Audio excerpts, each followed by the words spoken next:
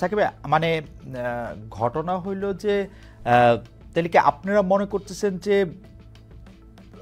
Doctor Mohammad ইউনূসের এই সময়টা থাকা দরকার না দরকার না? মানে আপনি সংবিধান সংস্কারের কথা বললেন, ঐক্যমত্যের কথা বললেন, গণপরিষদ নির্বাচনের কথা বললেন, আপনি বললেন যে 6 মাসের মধ্যে এই সংস্কারটা হওয়া সম্ভব।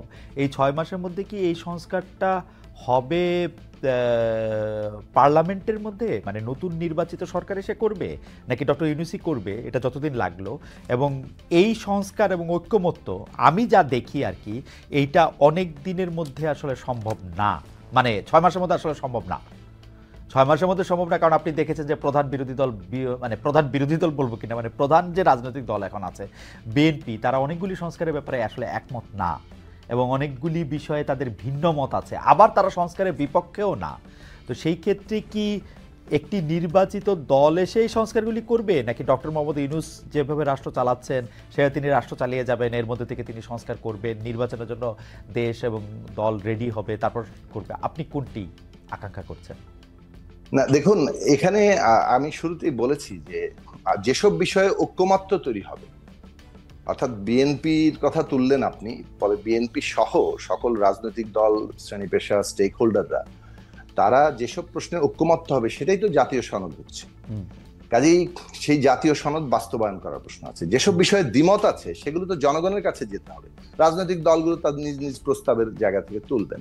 ধরুন যে কোনো একটি সংস্কার প্রস্তাব, এ বিষয়ে কোনো দ্বিমত আছে, ঐক্যমত্য হয়নি, সেটা যদি আমাদের দলের প্রস্তাব হয়, তাহলে আমরা আমাদের সেই দলীয় প্রস্তাব নিয়ে জনগণের কাছে যাব। জনগণ যদি আমাকে ভোট দেয়, আমাদের ভোট দেয়, তাহলে আমরা সংখ্যাগরিষ্ঠতা পাই, তাহলে আমরা সেটা সম্পন্ন করবো, অথবা যারা পাবেন তারা করবেন। কাজে এটা তো একটা পদ্ধতিগত জায়গা লাগবে। সেই পদ্ধতিগত জায়গাটা গণতান্ত্রিক পথে এইভাবেই আছে। আরেকটা পদ্ধতি আছে একটা বৈপ্লবিক প্রক্রিয়ার মধ্য দিয়ে, বিপ্লবের মধ্য দিয়ে। তো সাকিব ভাই, যা দেখা যেতেছে এখন যা দেখা যাচ্ছে, কারণ মানুষ তো মানুষের মতামত জানিয়ে দিয়েছে, যে বা দলগুলি মতামত জানিয়ে দিয়েছে, এখনকার অবস্থায় ইলেকশন ডিসেম্বর বা জুনের মধ্যে, নাকি পরে হোক, ইউনূস সাহেব আরো বেশ কিছুদিন ক্ষমতা থাকুক, কোনটা আপনি চাচ্ছেন?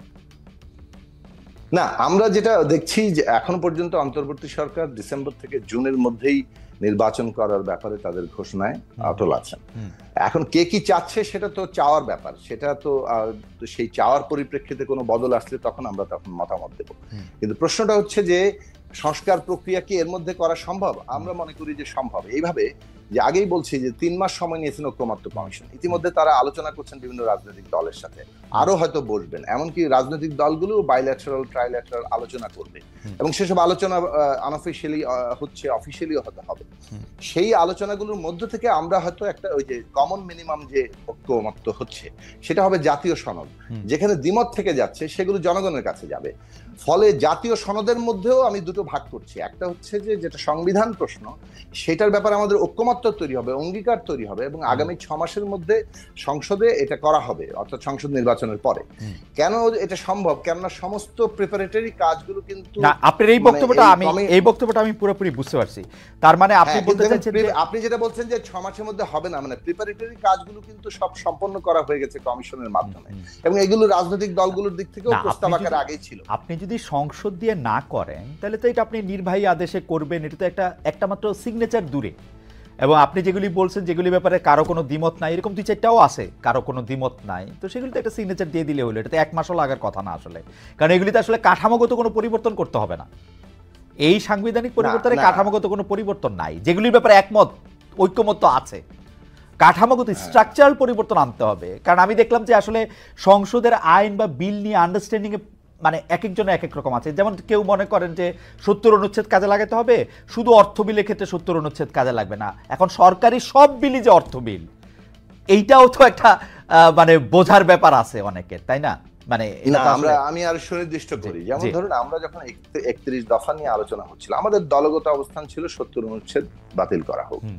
কিন্তু যখন আমরা একটা ঐক্যবদ্ধ জায়গায় আসছি, তখন তো কিছুটা সকলের মতামত এক জায়গায় আনতে হয়, এবং সেখানে আমরা যেটুকু জায়গায় আসছিলাম যে সরকার গঠনের যে আস্থা ভোট সেটা, এবং বাজেট, অর্থ বিল মানে আমরা বলিনি, আমরা বলছি বাজেট, এই দুটো জিনিস বাদে বাকি সকল বিলের ক্ষেত্রেই সংসদ সদস্যরা স্বাধীনভাবে ভোট দিতে পারবেন।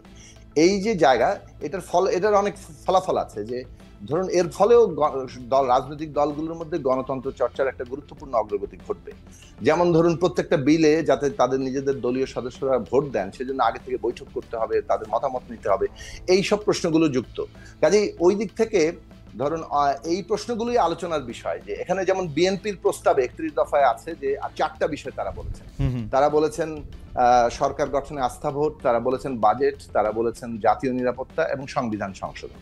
তো এরকম আছে। এখন এই বিষয়গুলো নিয়ে আলোচনাটা হবে যে কে কতটা ছাড় দিচ্ছে এবং কোন বিষয়গুলো আসলেই রাষ্ট্রের গুণগত পরিবর্তনের জন্য এবং বিশেষভাবে ক্ষমতার ভারসাম্য এবং জবাবদিহিতার জন্য অপরিহার্য। এখন ধরুন দ্বিকক্ষ বিশিষ্ট মানে সংসদের কথা বলা হয়েছে, এটার ব্যাপারে ধরুন বিএনপিরও প্রস্তাবনা আছে, আমাদেরও প্রস্তাবনা আছে। আমার মনে হয় যে কমিশনের দিক থেকেও প্রস্তাব করা আছে, অন্যান্য দলগুলোর তেমন কোনো বিরোধিতার খবর আমরা শুনিনি। কাজেই সেই দিক থেকে ধরুন এটা কিন্তু একটা স্ট্রাকচারাল চেঞ্জেস বাংলাদেশের মানে কাঠামোগত। এরকম অনেকগুলো কাঠামোগত প্রস্তাব আছে কিন্তু, যেমন ধরুন সাংবিধানিক পদগুলোতে নিয়োগের অথরিটি কি হবে, এই প্রশ্নেও কিন্তু এখনো পর্যন্ত অনেকটা পার্থক্য আছে। আমাদের দিক থেকে প্রস্তাব ছিল সাংবিধানিক পদগুলোতে নিয়োগের অথরিটি হবে সাংবিধানিক কমিশন। ওকে, আমার মনে হয় যে আমরা ওই ডিটেলটাতে আমরা না যাই। মানে সোজা কথা হলো যে আপনি মনে করতেছেন যে যেসব বিষয়গুলিতে ঐকমত্য আছে সেসব ঐকমত্য সম্পর্কে